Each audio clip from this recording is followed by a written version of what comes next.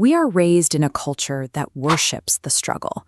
We are told that life is a battlefield where success belongs to the one who pushes the hardest, works the longest, and bleeds the most for their bread. So we spend our lives on the defensive, fighting for affection, and scrubbing frantically at a reality that seems to mock our effort.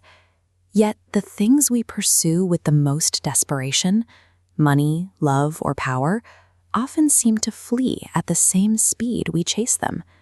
It is as if the very act of needing something serves as a repellent, pushing the goal further into the horizon. In Asian jungles, hunters catch monkeys using nothing but a hollowed-out coconut tied to a tree. They carve a small hole in the shell and place a handful of sweet rice inside. The monkey reaches in, grabs the rice, and clenches its hand into a fist. But that fist, bulky with the prize, is now too large to pass back through the narrow opening. The monkey is never actually tied to the tree. He remains a prisoner because he refuses to let go of the rice. In the same way, when we operate from a state of desperate need, we are broadcasting a signal of emptiness to the world. We announce that we lack what we desire, and the environment responds by repelling the very things we try to grasp. The universe acts as a massive acoustic mirror. It doesn't listen to what we want. It responds to our resonance. It returns a perfect echo of our internal state, reflecting our feelings of scarcity back to us with mathematical precision. Ancient legends speak of a temple covered entirely in polished mirrors. An angry, snarling dog enters, sees 1,000 dogs baring their fangs, and fights them until he dies of exhaustion. Later, a happy dog enters, wags his tail, and finds 1,000 dogs celebrating with him. The temple hasn't changed. It has no will of its own.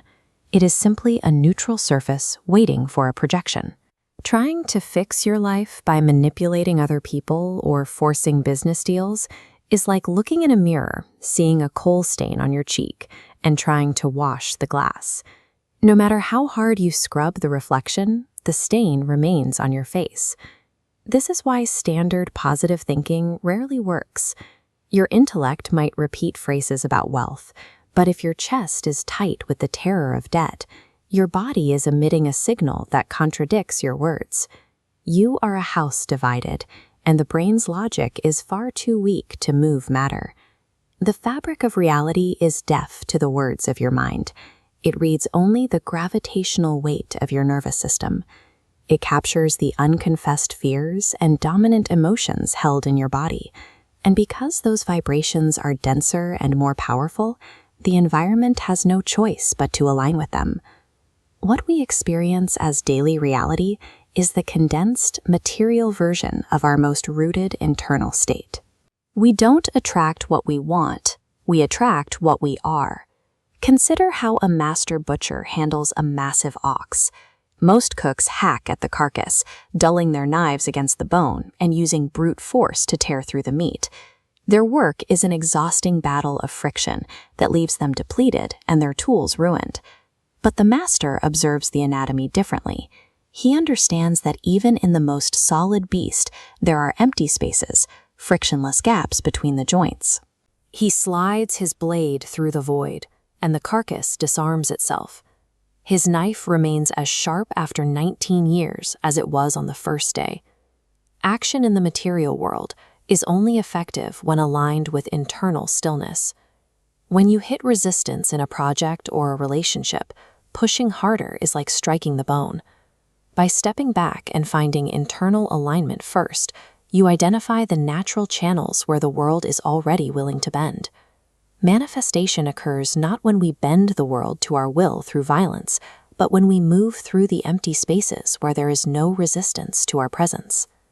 When you shift your internal resonance, you may find that your current world begins to collapse. Friends move away, your jobs end, and projects fail. This isn't a failure of the law. You have become vibrationally incompatible with your old environment. Like oil and water, your new state can no longer bind to the structures of your past, and the ruins must be cleared to make room for deeper foundations. We are taught that progress is a slow, linear climb, but nature suggests otherwise. When a farmer plants Japanese bamboo, he waters the ground for 5 years without seeing a single green shoot. To the world, the earth looks sterile and dead. In the darkness of those 5 years, the bamboo is weaving a massive underground root system.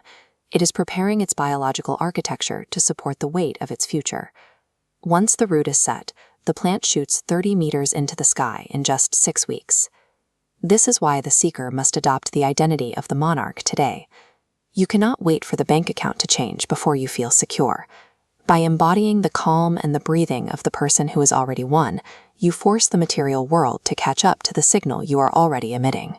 Just before you reach your goal, you will encounter a final barrier. The mystic Milarepa experienced this when he returned to his cave and found it infested with grotesque demons. They were bloodthirsty, terrifying, and seemed intent on destroying the peace he had spent years cultivating. This is the mind's final attempt to preserve its old identity. At the edge of greatness, the ego manufactures panic and imposter syndrome. It creates external logistical disasters to give you an honorable excuse to retreat to the safety of the known. Milarepa discovered that fighting the demons only made them larger. Instead, he stopped his rituals and lowered his arms. He looked at the largest monster and offered his own head directly into its jaws, fully accepting whatever fate awaited him. By removing his resistance, he removed the demon's power to exist.